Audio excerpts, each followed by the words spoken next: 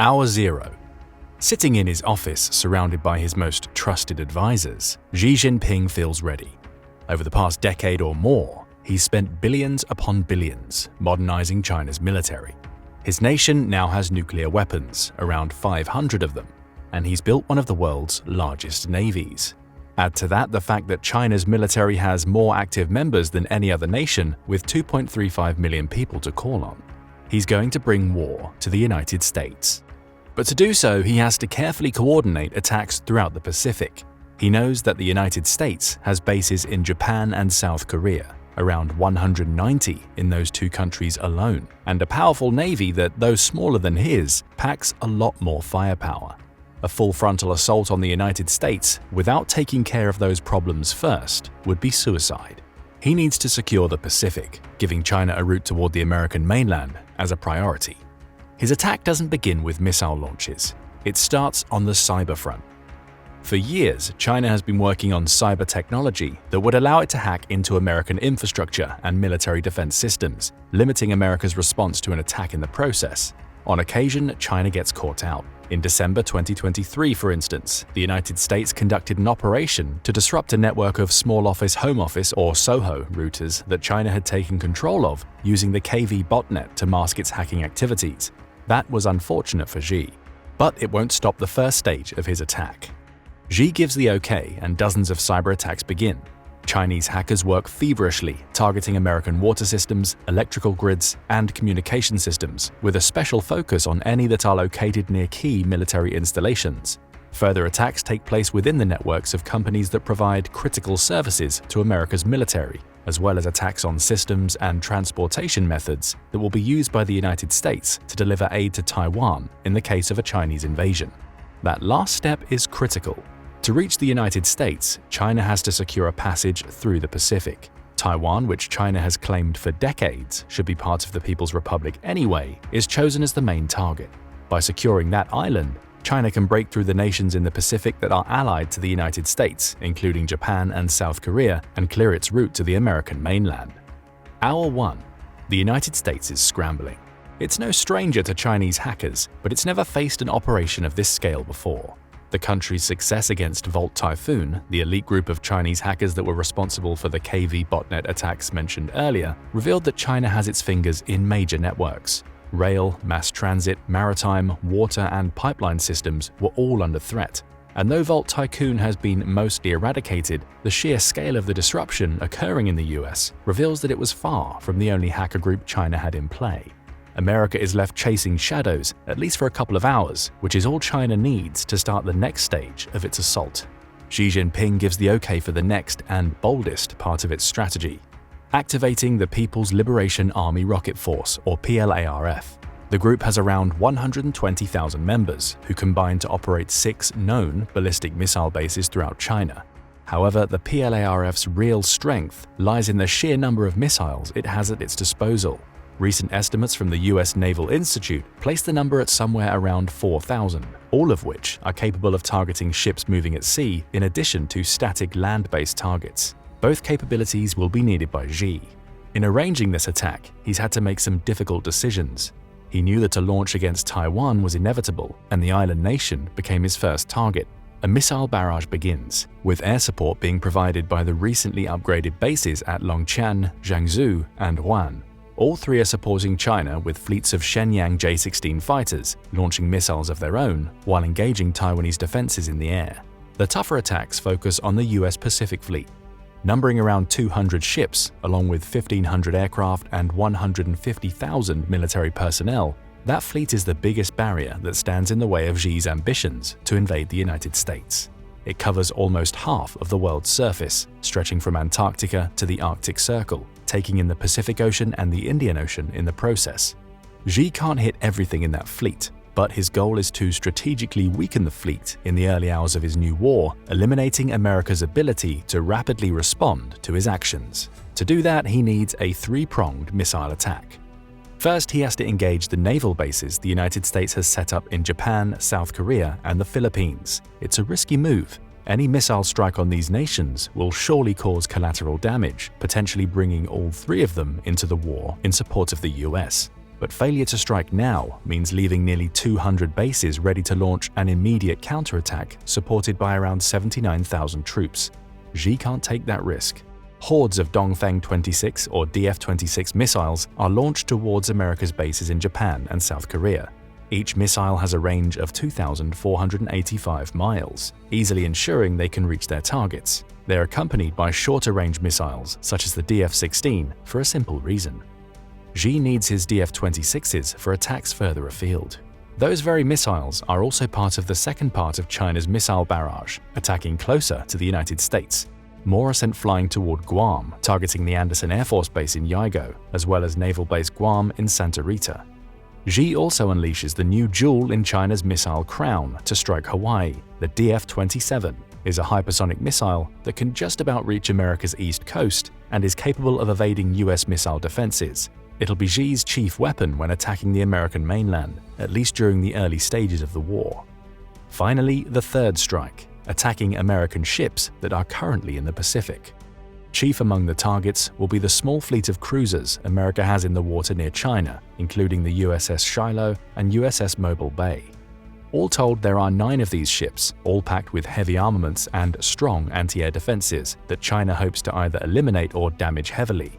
Secondary targets include the much larger fleet of US Navy destroyers, which pack less of a punch than the country's cruisers but will still be enough to cause serious damage to the Chinese fleet if they're allowed to go unchecked. There are dozens to target, and Xi knows that he won't be able to take out all of them. But the more he can destroy with missiles now, the easier he'll find his invasion of Taiwan and subsequent passage to America. However, Xi's missiles won't have clear paths to their target. Though his cyber attacks have left the United States scrambling, it hasn't shut down the country's missile defense systems. America's DSP satellites, overseen by its Space Force, easily detect China's missile launches, giving President Joe Biden time to organize the country's defenses. Chief among these will be its ground-based interceptors, or GBIs, of which there are currently 44 active in the United States. Most of these systems, 40, are stationed in Alaska, though they're still capable of destroying intercontinental ballistic missiles, ICBMs, traveling at around 15,000 miles per hour. The other 4 are stationed in California, much closer to China's Hawaiian targets, and will be responsible for providing most of America's defenses against China's missile barrage. There's just one problem. What if any of the missiles contain nuclear warheads? Biden consults his advisors, who conclude that possibility is unlikely. American satellites show that the missiles are on course to hit its Pacific bases and Hawaii, suggesting a conventional strike. If Xi were going nuclear, his ICBMs would be on their way to Washington and other key strategic locations in the American mainland. Right now, the strategy is clear: evacuate troops from the anticipated strike zones and hunker down. A counterattack will come, but at present, the US has to rely on its missile defense systems. Across the Pacific, Xi watches and waits as the first of his missile barrages travel toward their targets in Japan and South Korea. Both have activated their missile defense systems to guard America's bases, with the platform they rolled out alongside the US toward the end of 2023, giving them advanced notice of the missiles China has launched. Many get shot out of the sky, falling harmlessly into the Pacific, but the sheer number of Chinese missiles overwhelms the defenses. Okinawa is practically destroyed. As home to most of America's overseas military in Japan, it was the chief target of these strikes. At the Kadena Air Base, missiles rained down on F-15 Eagle fighters, E-3 Sentry planes, and KC-135 Stratotankers. The latter are especially important targets. They'll limit America's ability to refuel its aircraft in the air, restricting them to using the bases that China is so steadfastly attacking. The strike could be considered a success, killing thousands of American troops in the process. But Xi knows the bases aren't fully out of commission. He can't launch a ground-based invasion just yet, meaning the surviving crews at these bases will be able to rebuild quickly enough to continue to serve as launching points for the US Air Force. That's okay. He only needs them down for a few days. More missiles make their way toward cruisers and destroyers that the US has stationed in the Pacific. These ships are a little harder to strike, not least because they're not remaining still. Orders from American command have told all to start moving in erratic patterns, hoping to send Chinese missiles off course in the process. The tactic works in some cases, though not in others. China is successful in cutting down about half of America's cruisers, as well as several dozen destroyers. Again, a qualified success for Xi. A few minutes later, China's DF-27 and DF-26 missiles are drawing nearer to Hawaii. Dozens are shot out of the sky by California's missile defense systems, but they can't provide complete coverage. Many more break through, striking ships including the USS Frank E. Peterson and USS Hopper. Xi had hoped his strike would also take out at least some of the 13 submarines stationed in Hawaii, but no such luck. Even with his cyber attacks wreaking havoc, the commanders and crews of those submarines received orders to submerge underwater, safe from the missile barrage, until the US was ready to fight back. By the end of the first few hours of the conflict, China has expended nearly a quarter of its 4,000 missiles. It has wreaked devastation on the American bases in Asia, though at the cost of drawing Japan and South Korea into Xi's war. America's Pacific Fleet has been severely weakened, with Xi's cyber attacks also limiting the speed in which the US can respond to what he's going to do next. The strike's success wasn't total, but it was enough. Day 2. Having bought himself some time with his attack on the United States, leaving his main enemy in a temporary state of disarray, Xi can focus on his immediate target, Taiwan. China has spent the last day battering Taiwan with short-range missiles. The barrage has been successful in taking out several targets, including the smaller islands surrounding Taiwan, but it's also faced a steadfast defense from the US-made Patriot air defense system stationed on the island, as well as Taiwan's own Skybow surface-to-air ballistic missile defense systems. Still, the barrage will have to end soon, if only because Xi wants to send ground troops in to take the island. He can't risk killing his own people in friendly fire situations. After a 24-hour bombardment in which China expends hundreds of missiles, Xi assesses the damage he's caused. Crucially, his attacks on America's overseas bases, as well as America itself, will delay its navy in reaching the Taiwan Strait, and the missiles he's fired at Taiwan have severely weakened its naval defenses, while fighter planes from Longqian, Jiangsu, and Huan keep the country's air force occupied. He feels ready to start landing troops on the Taiwanese mainland, but therein he finds a problem. His landing options are limited. That's partially due to the actions of Taiwan's president, Tsai Ing-wen. She's been preparing for an attack from China for several months, especially in the wake of Beijing growing bolder by conducting military and naval operations in the Taiwan Strait. As soon as the missiles started flying, Tsai sent orders to defensive positions on both sides of the island.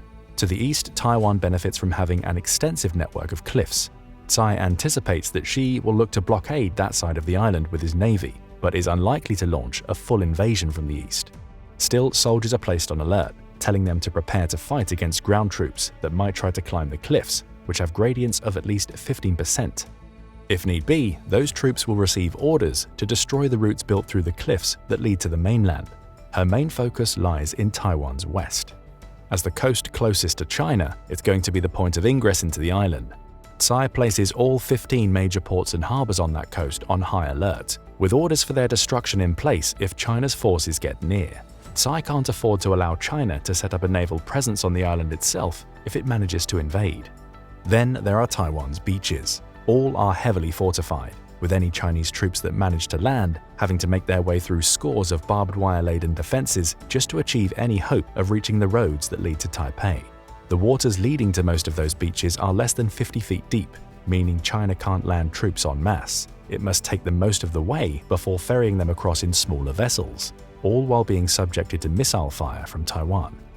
Those waters are also packed with shallow mines, with the beaches also containing anti-landing spikes that will prevent China's tanks from making inroads. And if worst comes to worst, Tsai can collapse the roads leading into Taipei from the west, forcing Chinese troops to navigate challenging terrain if they ever hope to reach Taiwan's capital. Tsai is going to make this a war of attrition, and that spells bad news for Xi. Day 3. The United States is almost ready to counter the initial Chinese offensive. But before it does, Biden puts on his diplomatic hat as he prepares to exploit a key weakness in Xi's plan. One of China's biggest challenges in the war is economic. The country relies heavily on importing goods, spending $2.56 trillion in 2023 alone. Biden has spent the last 3 days organizing heavy sanctions against China, with America's network of allies finally paying off. China will not only struggle to import goods and equipment from the United States, but it'll also be cut off from its European trade partners. All agree to not sell to or buy from China, essentially creating a blockade for as long as the war lasts. That blockade extends to oil. China imports 11.8 million barrels of oil per day to keep itself running. Much of that oil comes from Russia, which is now responsible for about 19% of the oil China buys annually. However, the other 81% comes from countries like Saudi Arabia, which are allied to the United States. Leveraging diplomatic pressure, as well as the concerns that other Asian nations such as Saudi Arabia have related to Chinese expansion, Biden is able to cut off most of the oil reaching China. Yes, Russia will supply Xi, though it isn't able to cover the massive shortfall that results from America's sanctions. And given Putin's war in Ukraine, he also can't risk Russia's trade with other countries for the sake of solely supporting China, especially given that he faces his own sanctions. Xi didn't expect this. Now he faces a shutdown. China has to defeat the United States in a matter of months, or else its resources will dwindle to the point where it's practically starved out of the fight that it started. Day 4. With sanctions in place and trade routes in the process of being cut off, Biden's next move is to speak to his allies in NATO. After all, China directly attacked America on its own soil by launching missiles at Hawaii. It also attacked America-owned military bases overseas, which would also constitute an attack on the US. All of this plays in Biden's favor for one reason: Article 5 of the NATO Charter. According to this article, if any NATO ally or member nation is the victim of an armed attack by another country, every other NATO member will consider this an act of violence against themselves. In short, China's attack on the United States has brought most of Europe into the fold. Biden has been cooperating with NATO members from the moment he detected China's missiles. Collectively, that makes him ready to utilize the power of 31 nations, including what's left of the United States defenses. The focal point of the counterattack is obvious: the Taiwan Strait. Xi has failed to take Taiwan with his missile barrage and now faces an extended conflict in which he's losing thousands of troops every day to his attempts to land on Taiwanese beaches. Even if he manages to break through Taiwan's defenses by simply throwing sheer numbers at the island, his troops will face an urban warfare campaign that will see them fight tooth and nail for every street they manage to claim. Xi didn't expect this. And this war of attrition all adds up to time that the US and its allies can take to prepare an attack. The strategy is to combine America's naval resources with those of its NATO allies, as well as the navies of South Korea, Japan, and Australia. The latter will also be a focal point of the counterattack, as China neglected to destroy the bases America has set up in Australia. The United States sends a fleet of ships, including most of its stock of 11 aircraft carriers, toward the Taiwan Strait. They're accompanied by one of the UK's aircraft carriers, the HMS Queen Elizabeth, loaded with Typhoon FGR-4 and F-35B Lightning jets. Similar support comes from Canada, which commits half of its 12 frigates to the American cause, as well as Japan, which sends most of its fleet of 36 destroyers. South Korea hesitates. It's happy to support the US in any way that it can, but it also has to be wary of North Korea, which could see China's attack as an opportunity for it to start a war with its southern neighbor. If South Korea commits its naval or aerial resources to America now, it leaves itself open to attack. Biden understands this, resulting in South Korea's role being to keep watch over North Korea to ensure it doesn't get involved in the conflict. And now the US has an allied fighting force that's capable of fighting against China in the sea or air. The fleet sets sail. Week 2. Xi has been bombarding Taiwan to no avail. Every attempt to land ground troops on Taiwan's beaches is met with missile strikes and fierce beach combat. Yes, he's slowly whittling away at those defenses, but for each victory he achieves, a road is destroyed or a tunnel collapsed by Taiwan, forcing his troops to divert over difficult terrain to get to Taipei. The few who managed to reach Taiwan's capital have been destroyed in urban warfare. This was supposed to be a quick victory. It had to be. Every day that China doesn't control Taiwan is another day in which American counteroffensives draw nearer. Finally, 2 weeks after his missile launches, Xi faces the prospect of American naval and aerial assets reaching the Taiwan Strait. Worse yet, they're supported by NATO and Japan, neither of which wants to see China gain more influence, be it in the Pacific or the Americas. Worse yet for China, its navy, though larger than America's, doesn't compare in terms of sheer firepower. Though Xi was successful in destroying almost 24 of America's destroyers in his missile barrage, that still leaves 68 to contend with, around 20 more than China has. And although China has more corvettes and patrol boats, neither will withstand the combined naval firepower being brought into the Taiwan Strait. Worse yet for Xi, America has an ace in the hole: its Rapid Dragon tactic. Over the past couple of years, the United States has been retrofitting some of its cargo aircraft so they're capable of dropping pallets of long-range missiles. Each pallet can be stocked up with 30 AGM-158 JASSM cruise missiles, which have a range of between 229 and 1,118 miles, depending on which version of the missile is launched. Stacked into America's MC-130J aircraft, which Xi didn't target as he didn't believe them to be a threat, these pallets start raining cruise missiles down onto the Taiwan Strait. Those missiles serve two purposes. If they hit a Chinese ship, their 990-pound WDU-42B penetrator warheads can easily destroy most targets. But even if they fail to hit, such a large barrage of missiles launched simultaneously will confuse the missile defense systems built into China's larger warships, as well as those in the 3 air bases that are the launching point for China's fighter jets. While the missile defenses are focused on a flurry of JASSM cruise missiles, more targeted strikes can take out targets. The Allied forces turn the tide in the Taiwan Strait. Month 2. Xi has lost the clear passage into Taiwan that he'd established during his initial invasion. He's still getting troops onto the mainland, though each landing is subjected to Taiwanese defenses along with assaults from the US and its allies' navies. Worse yet, he's lost air superiority. In truth, he never really had it. Taiwan's 142 F-16 fighter jets, many of which have been upgraded, may be technologically inferior to China's J-20s. The Infrared Search and Track, or IRST, built into the J-20s means that it's far more capable of tracking and eliminating a target than the F-16. But Tsai knew this, and knew that support was coming from the US. She's used her F-16s to delay rather than defeat China, just as she's used her beach and urban warfare tactics to keep China from sending hundreds of thousands of troops into Taipei. Now, the US and NATO are in the Taiwan Strait, and they're pushing Chinese forces back to their home country. Constant missile barrages on the Longqian, Jiangsu, and Huan air bases have rendered them practically unusable, making it a struggle for China to get new fighters into the air as quickly as it had managed before. America's aircraft carriers, of which it brings 8 to the Taiwan Strait, can each hold around 75 fighters, bringing the Allied forces to a total of 600 when at full capacity. Add to that the Rapid Dragon strategy, and America and its allies are shutting down every attack China attempts. It's not long before America's Navy cuts off the passage into Taiwan. Cut off from their target, China's naval and air forces begin a retreat, leaving the few thousand Chinese troops still in Taiwan stranded. They'll be picked off by Taiwan's forces in Taipei, assuming they get there. And with the US now firmly entrenched in the Taiwan Strait, it's able to land troops on the island's beaches to attack the remnants of China's forces from the rear. It's a lethal pincer movement that soon puts paid to Xi's invasion. Still, it hasn't all been clear sailing for the US. China has managed to use its strong submarine fleet, with its 6 Shang-class nuclear submarines leading the way, to take out 2 of America's aircraft carriers. It's a difficult loss, especially given that those carriers housed about 150 fighters between them. But America's submarines are just as lethal. Though it has fewer submarines than China, around 60 to China's 78, its crews are better trained and have fewer targets to strike. Both of China's aircraft carriers, brought into the conflict due to the American assaults on its air bases, are taken out, minimizing China's impact from the air. Xi has to face a very real possibility. He's about to lose this war. Month 3.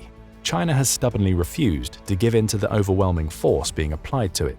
The country's navy lies in tatters, with only a fleet of patrol boats guarding its coast to back the few corvettes and frigates it has left. Xi has called his ships back, anticipating an invasion by the United States into the Chinese mainland. Xi has failed to take Taiwan. And in attacking the United States directly, he's only discovered that America's NATO allies take Article 5 very seriously. The same goes for other allies, including Japan and South Korea, which have aided the US both because of their military alliances with the country and because neither wants to see the spread of Chinese influence in the Indo-Pacific. Xi knows he's miscalculated. Now he faces a very big question. Does he launch nuclear weapons? China has around 500 nukes, as well as ICBMs, capable of reaching the continental United States. His country's CSS-4 Mod 2 Mod 3 missiles could do the job thanks to their 8,000-mile range. The DF-41 can also hit the mark, as it's capable of traveling nearly 7,500 miles. But Xi thinks better of it.